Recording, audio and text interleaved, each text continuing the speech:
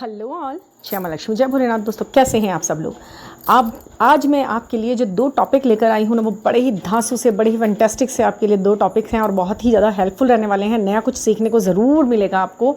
इस पूरी वीडियो को सुनिएगा, बड़े ध्यान से सुनिएगा। नया कुछ सीखने समझने को बहुत ही ईजी हो जाने वाले काम आपके जो टिपिकल लग रहे थे ना, भी इतने ईजी हो जाएंगे। ये दो टेक्निक आप पूरी तरह सुन लीजिए बस। ये आपकी लाइफ में हर तरीके के हर पहलू पर काम करने वाली चीज़ है और आपको बड़ा इजी करा देगी, बड़ा इजी फील कराएगी आपको। ये दोनों अगर आप समझ गए तो। अभी मैं बुक रीडिंग कर रही थी। ये मेरा थोड़ा सा कुछ सीखने समझने का, अपने आप को इन्हेंस करने का जो मैं टाइम निकालती हूँ, कभी कभी निकलता है। बाकी तो अजीब उल्टे सीधे कामों को मैनेज करने में ही हमारा टाइम निकलता है ज़्यादातर। लेकिन फिर भी तो ये जो दो टॉपिक दिमाग में आए, अब मुझे ज़रूर मन करा कि मुझे आपके साथ तुरंत शेयर करने हैं ये। तो पहला ये है कि सबकॉन्शियस माइंड की आवाज़ कैसे सुने। बहुत से लोग बोलते हैं मैम क्या मतलब अपने आत्मा की आवाज़ कैसे सुनी जाती है, अपने सबकॉन्शियस माइंड की आवाज़ कैसे सुनी जाती है। तो मैं आज आपको बताऊंगी कि वो तरीका कितना इजी है। अगर कुछ नहीं समझ में आ रहा है ना कि क्या कह रही है हमारी सोल, हमें क्या समझ में नहीं आ रहा है, मतलब हम कंफ्यूज हैं, हम सोच कुछ रहे हैं और हो कुछ रहा है, दिख कुछ रहा है और ये सब होता है।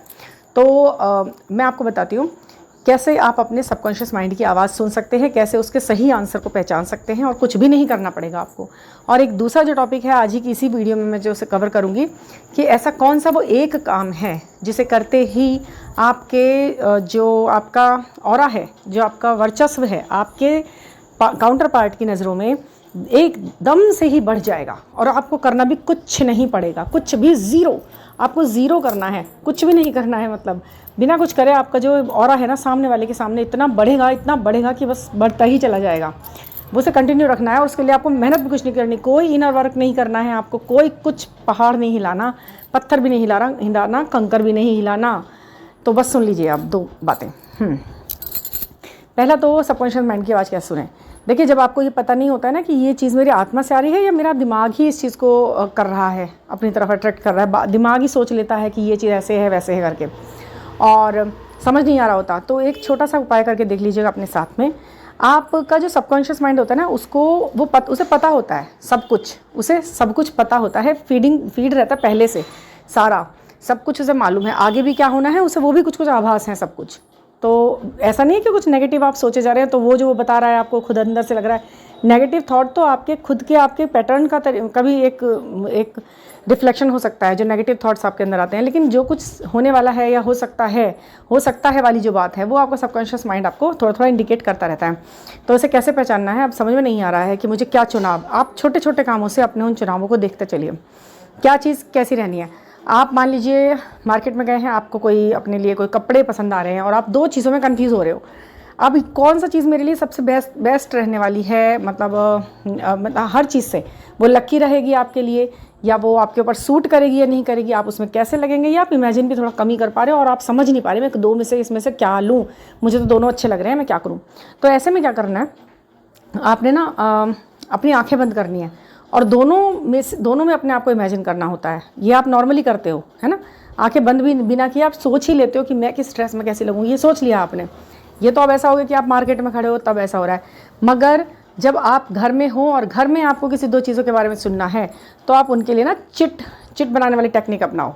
जैसे कि कोई बड़ी चीज़ लेनी है आपको, अब तो ड्रेस में तो मैंने ये जो उदाहरण दिया है ड्रेस का, ये तो आपका तुरंत वाला है, इंस्टेंट आपको करना है। आपने आंखों को बंद करके सोचा, इमेजिन करा और ले लिया।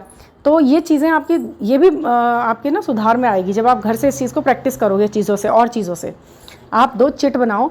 चिट वाली टेक्निक कभी भी फेल नहीं होती है। और चिट क्यों उठाते हैं आप, वही चिट जो आपके लिए सही होती है, जो ईश्वर चाहता है कि ये उठाए, आपका हाथ ही उस चीज़ पर जाएगा।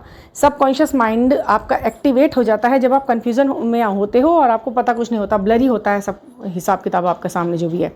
तो आपका एक्टिवेट होता है कौन सा माइंड, सबकॉन्शियस माइंड। तो जो चिट है आप वही वाली उठा लोगे जो आपके लिए बेनिफिशियल होगा, जो आपके लिए फ़ायदेमंद होगा।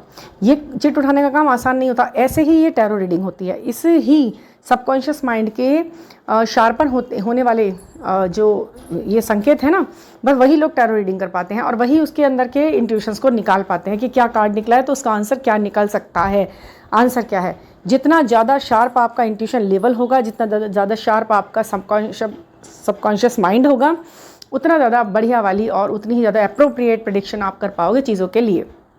ठीक है, तो यही सबकॉन्शियस माइंड को आपको शार्पन करना होता है। आप चिट लीजिए, ये 2 चिट नहीं लेनी है, 4-5 चिट लेनी है, चाहे ऑप्शन आपके पास 2 ही हैं, आप उन्हीं दोनों को 4-5 चिटों में लिखेंगे, 6 चिटों में लिखेंगे, ताकि मतलब उसकी प्रोबेबिलिटी ज़्यादा से ज़्यादा बढ़े सही चीज़ के आने की। क्योंकि अगर 2 ही चिट है तो उसमें से ऑप्शन है 50-50 में, तो कोई भी एक भी आ जाएगा, ब्लैक वाइट तो ब्लैक भी आ सकता है, वाइट भी, तो एक बात आ गई। पर आप कई सारी चिटें डालें और उसमें 2 ही ऑप्शन हर चिट में लिखें, तो जो आपके हाथ में लगेगी वो आपके सबकॉन्शियस माइंड का रिप्लाई है, वही सच है, वही चाहते हैं ईश्वर आपको लो। अब चाहे उसमें सही है या गलत है, लेकिन आप उसे ईश्वर के ऊपर छोड़ते हुए ले रहे हो निर्णय को। अब आपने उसके साथ जो भी होना है आपके साथ, उसको उस फैसले को लेने के बाद आपने उसे यूनिवर्स पे छोड़ दिया।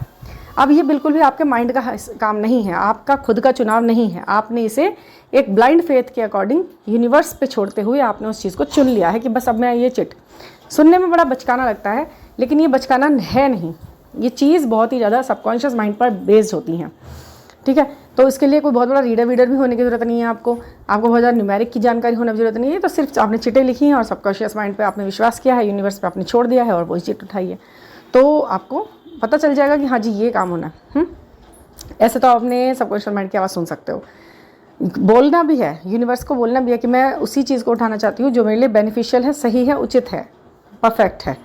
बस इस काम को आप करके देखें, बड़ा अच्छा लगेगा आपको। जो भी जिस भी चीज़ में आपको दुविधा है, हाँ या नहीं, इसने ऐसा करना है या नहीं, ये कल आएगा, ये जो सब चीज़ें हैं ना, ये आप छोटे छोटे उस पर करके देखिएगा।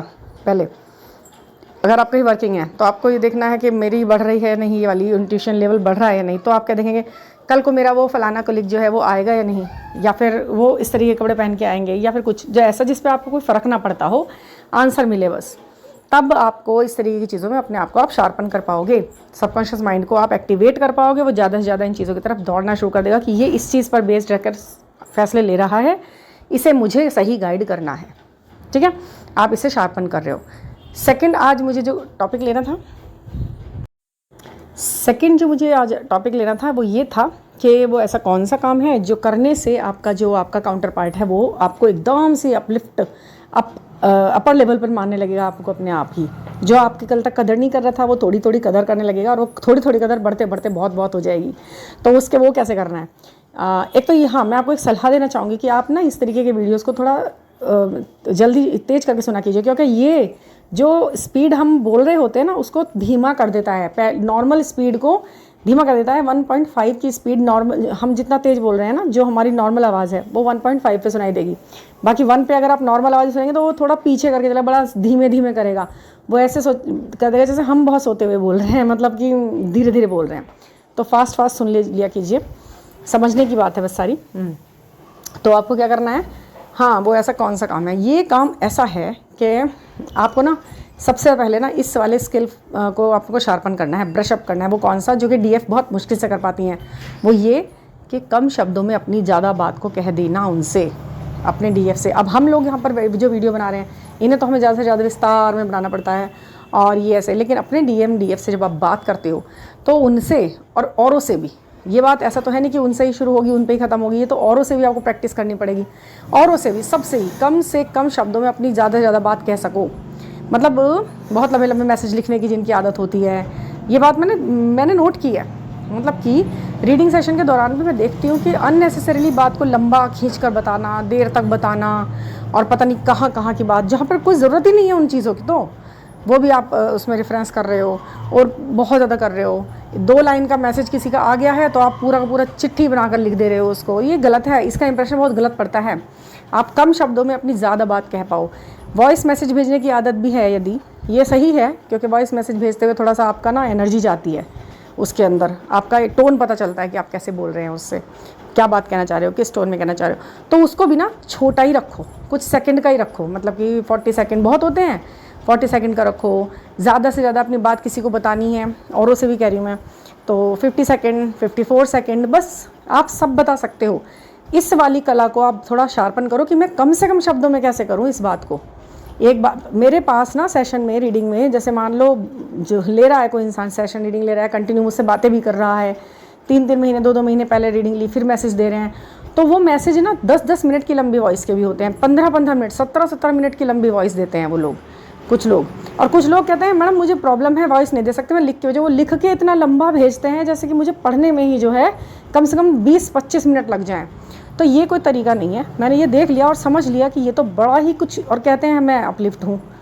ऐसे कैसे अपलिफ्ट हो आप बस उतने ही अपलिफ्ट हो जितना कि वो इंसान होता है जिसे अपनी बात समझानी नहीं आ रही लोगों को, तो वो क्या अपलिफ्शन में आ गया। आप कम से कम बातों में, मतलब 10-15 मिनट की तो वीडियो ही हो जाती है पूरी, जिसमें हम बहुत कुछ बताने की कोशिश कर रहे होते हैं। तो इतना सोचो, कुछ सेकंड की ही वीडियो रखो, ऑडियो, जो भी कुछ बताना है कुछ सेकंड में बताया जा सकता है। बिल्कुल, आप अपनी लाइफ के पिछले 3-4 सालों के बारे में कुछ बता रहे हैं, तो मेरे ख्याल से ज़्यादा से ज़्यादा आपको 50 सेकंड या ज़्यादा से ज़्यादा हो गया 1 मिनट में आप सब बता सकते हो। उस चीज़ पर काम करना है आपको। आप सोचेंगे ऐसे कैसे हो सकता है, ऐसा तो नहीं हो सकता। जब आप ये सोचेंगे कि हाँ ऐसा हो सकता है बिल्कुल, तब देखना आप कितना मज़ा आएगा आपको लोगों से आपको बात करने में, और लोगों को आपसे बात करने में कितना मज़ा आएगा। फिर कम शब्दों में एक एमफुल बात, एक मीनिंगफुल बात कर देना, और जो वो सामने वाला कह रहा है उसकी बात में ज़्यादा से ज़्यादा मतलब निकाल लेना, समझ लेना। एक के बाद दूसरा, तीसरा, चौथा, पाँचवा, छठा, 10वां ऐसे क्वेश्चन दागते रहना, ये तो कहीं से कहीं तक अपलिफ्शन नहीं है। तो इस चीज़ पे आप काम करो। अगर आप कम शब्दों में अपनी बात बता पाओगे डीएम को, तो समझ लेना कि आप अपने नंबर बहुत ज़्यादा बढ़ा लिए आपने एक बार में। अब ये मुझे तो बहुत विस्तार में बोलना पड़ रहा है यहाँ पर क्योंकि मुझे लगता है, मैं चाहती हूँ कि हर कोई समझ ले जो मैं कह रही हूँ, उसको पूरी तरह दिमाग में उतर जाए सबके। ये तो मैं आपकी खैर, मैं आपके लिए आपकी उसके लिए ही कर रही हूँ आप मतलब आपको फ़ायदा हो जाए, इसलिए कर रही हूँ। बाकी मुझे भी ना मन करता है कि मतलब बिल्कुल अगर कोई बात 4 लाइनों की है तो मैं उसे 2-4 शब्दों में ही बता दूँ, बस मेरी इतनी ही कोशिश रहती है, मतलब नॉर्मल बातचीत के दौरान। अब ये वीडियो तो वीडियो है भाई, इसका तो मतलब ये तो 12 मिनट की नहीं होगी तो ये ज़्यादा से ज़्यादा लोगों पे पहुँच भी नहीं पाएगी, इतना भी इसका कुछ है इसके अंदर ऐसा।